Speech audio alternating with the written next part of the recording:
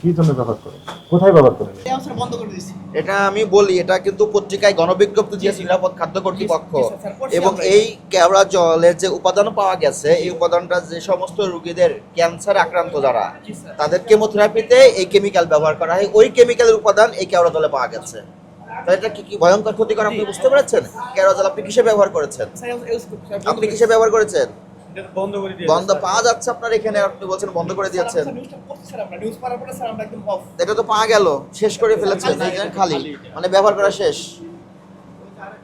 ব্যবহার করা শেষ। আরেকটা তো আছে, এটা তো এই যে অর্ধেক ব্যবহার করেছেন, মিথ্যা কথা বলছেন কেন? এই যে অর্ধেক দিয়েছেন, কিসে দিয়েছেন সত্যি কথাটা বলেন, তাহলে আমরা বুঝতে পারবো কোন খাবার এটা গেছে। এটা কিসে দিয়েছেন? বিরিয়ানিতে দিয়েছেন। কোন বিরিয়ানিতে? বিরিয়ানিতে দিলে কি স্বাদ বৃদ্ধি পায়? সুগন্ধি আসে। আমার তো খাবার তো ক্ষুধা নিবারণের জন্য দরকার, আমার তো সুগন্ধের দরকার নাই। হ্যাঁ, তাহলে আপনি কেওড়া জল কেন ব্যবহার করলেন? এটা নিয়ে উপরে আসেন, এটা রাখেন তো, বক্কর রাখেন, এটা নিয়ে নেন।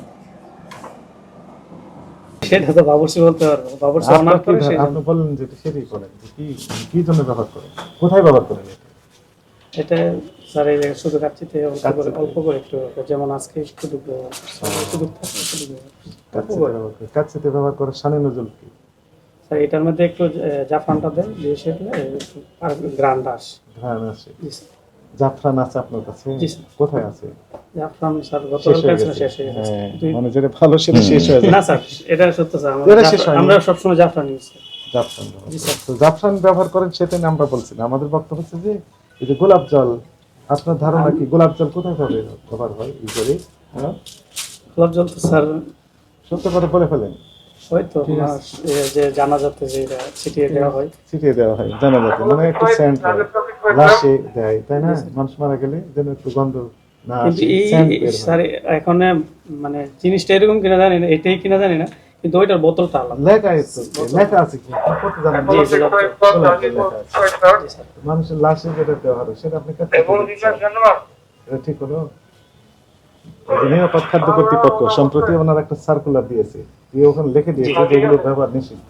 স্যার এটা বললাম তো, এটা বাবুর্চিরা মানে বাবুর্চিরা অনার করে যে এটাকে আমাদেরকে লাগবে, নিয়ম শিখে আসছে, এটা স্যার ডিমান্ড করে সব স্যার। তাহলে বাবুর্চি আমাদেরকে দেখাক যে কোথায় লেখা আছে এটা ব্যবহার করা যাবে, আমাদের আপত্তি নেই। বাবুর্চি আমাদের ডিমান্ড করে, এদেরকে বললো স্যার এটা বুঝে না, এটা বিষ, যে এটা যে ঠিক না, এটা ওরা যদি এটা লাগবে, এটা তোমরা ব্যবহার করো না, না ওরা স্যার এটা লাগবে, আমাদের লাগবে, আমরা না হলে বা আমরা এই হবে না সেই হবে না, মানে ওরা স্যার একদম বাবুর্চি গুলো, প্রত্যেকটা বাবুর্চি স্যার।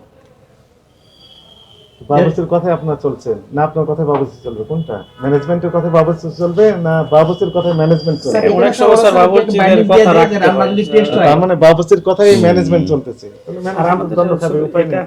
আর এটা যে ওরা আসলে বাবুর্চিরাও জানে না এটা যে মানে ভালো না। তো এখন স্যার হয়তো এটা আসলে পত্রিকায় লেখে না এগুলো, কেওড়া জল কয়টা পাওয়া যাচ্ছে।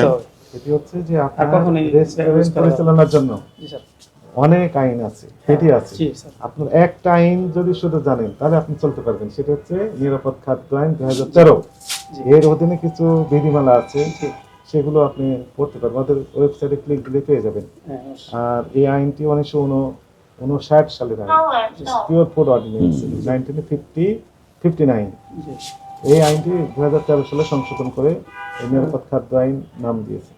এই আইনটি যদি আপনি পড়েন তাহলে আর অন্য কোনো আইন না জানলে আপনি রেস্টুরেন্ট ব্যবসা করতে পারবেন। কথা বলেছেন, নিরাপদ খাদ্য কর্তৃপক্ষ নিষিদ্ধ করে দিয়েছে।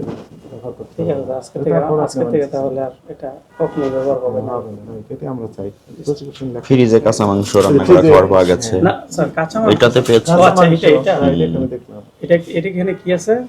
কাবাব মনে হয় না, বলেন কি ছিল? স্যার থেকে সাইমন দেখি মিস্টেক, স্যার আমাদের স্টাফ যিনি স্যার কুক করে ওগুলো লেখেন, এটা স্যার আসলে এটা স্যার আমাদের সাথে বলে, এটা স্যার আমরা লিমিট স্বীকার করতেছি, এটা স্যার।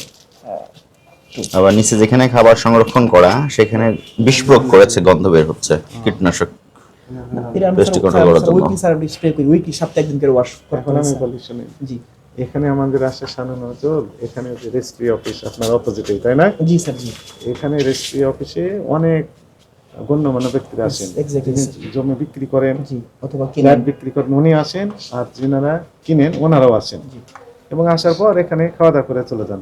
অনেকের কমপ্লেন যে আপনার যে অস্বাস্থ্যকর পরিবেশে খাবার প্রক্রিয়াকরণ করেন, সংরক্ষণ করেন, পরে অনেকের সমস্যা হচ্ছে, আমরা স্যার এবং ট্রাই করি বাস্তবতা স্যার। তো পেলাম। জি স্যার, জি আমরা স্যার ট্রাই আপনি করি স্যার ভালো সন্তুষ্ট কিছু আপনার করার জন্য। পরিবেশে?